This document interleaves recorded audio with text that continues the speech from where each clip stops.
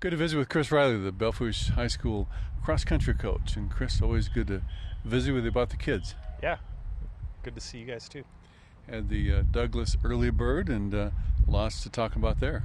Yeah, it was a fun first competition for the year. We waited a long time without a track season. Those kids have put a lot of work in without getting able to compete for the most part. So it was fun to see them out on the course again and getting after it.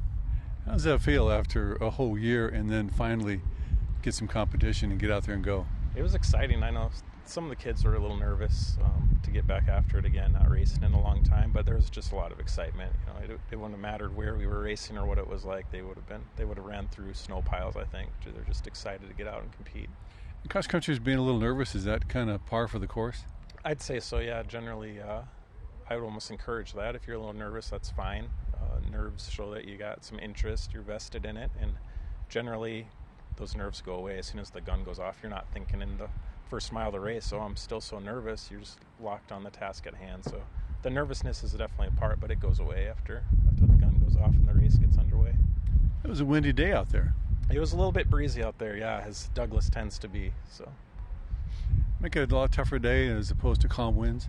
Yeah, it's certainly a little more strategy. You're not going to run as fast. There's some good climbing of that course too. So it's a good, honest course for your first one of the year. And the race started right into about a half mile of pretty strong 20, 30 mile an hour headwind. Wow. So that was a tough one. What's that course like out there? It's on their golf course, right, butts up against the Air Force Base. It's a beautiful area. Pretty wide open though, so yeah, like you say, there's nothing to stop the breeze. And you run fairly flat for the first couple miles, and then you have a pretty good, healthy climb, and then you fly back down that hill into the finish line at the end. So it's a fun, fast finish, but you got to work for the downhill. Any of the kids surprised you? Yeah, we had some surprises. We had some kids run about how I thought they would, and it was just all along a fun day to watch them get out and compete. So the Varsity Girls ran first, and we had two girls in that, Ava Allen and Allison Hayes, both freshmen, both our state place winners last year. And Ava came in 8th, Allison 16th. Both great races. There probably a lot of state place winners in that race between Class A and AA. Mm-hmm. And they were right in the mix. There's a few things we can do strategy-wise, and they got out-kicked a little bit at the end. Maybe the foot speed isn't quite where some of those other girls are at, but I feel really good about where they're at this point in the year. And then the Varsity Boys are up next, and Sawyer Clarkson had a good race. He led most of it, probably nearly 3 miles of it, and then got out-kicked right at the end. He had another fellow competitor that kind of rode his shoulders and let him buck the wind for him, and that's a strategy. When they had about a quarter mile to go, I knew Sawyer was probably in trouble when the kid was still right on his shoulders. But Sawyer's got a little Steve Prefontaine in him. He wants to go out and race hard the whole race. He's not really looking to sit and kick. He wants to keep an honest pace. So he helped him run a pretty good time for the conditions. And so Simeon Birnbaum is the one who beat him. He used to be at Rapid City Christian. Now he's at Stevens. And they've battled back and forth quite a bit. So I know Sawyer's already looking forward to the next time they meet and maybe a calmer day and see how it goes. Yep. And then we also had Nick Lambert, a sophomore in that varsity race, and Isaac McKinney, and they had quality starts to the year, a good place to build upon and start from, so happy about that as well. So then we had the JV girls after that, and Alana Pomeranke and Annika Main were two returning runners, and they competed well. Good starting points for them too. I thought they did well. Got after it, competed hard. Alana ended up placing top 15, so she was medalist honors for that.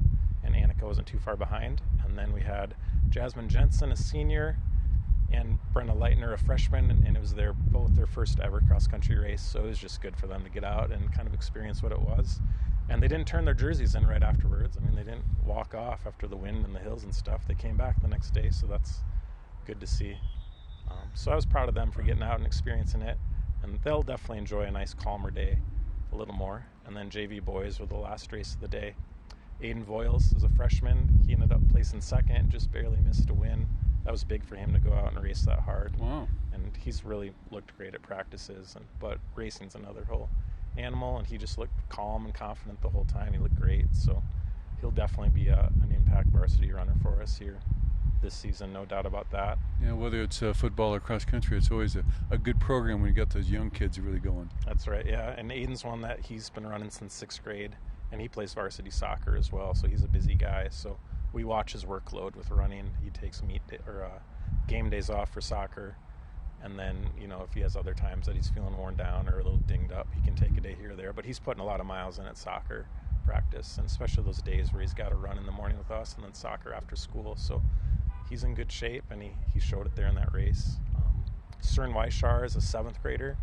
So they don't have middle school division at this meet, so we offered that to some of our 7th and 8th grade boys to run JV if they wanted. And so Cern came in with a really solid race. He was a great athlete, great competitor last year as a 6th grader, just gets after it every single race.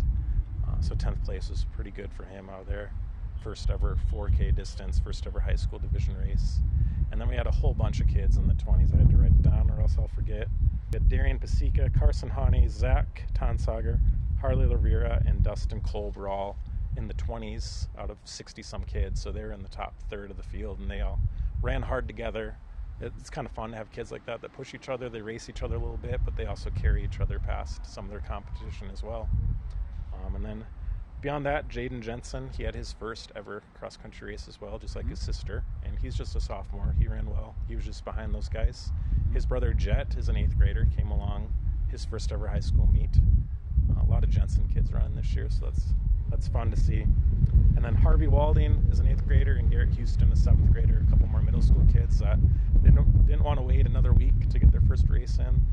And that'll pay dividends to race tougher kids on a harder, longer course.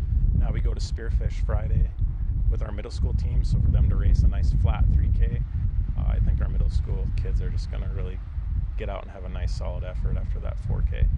No injuries or anything like that? No, everyone held up okay. A little banged up here or there at practice, but we spent a couple weeks kind of building up and working pretty hard. This is more of a kind of a rest week. We're still doing the workouts and so forth, but back off just a little bit, and then we'll look to start building again for a couple weeks next week. So hopefully anyone that's a little banged up can kind of get recovered this week. Yeah, well, good luck at Spearfish. Yeah, thanks. We're looking forward to that for the middle school kids, and then high school we go Thursday, the 10th of September at our home invite here in Bell, so we're excited to see them run again.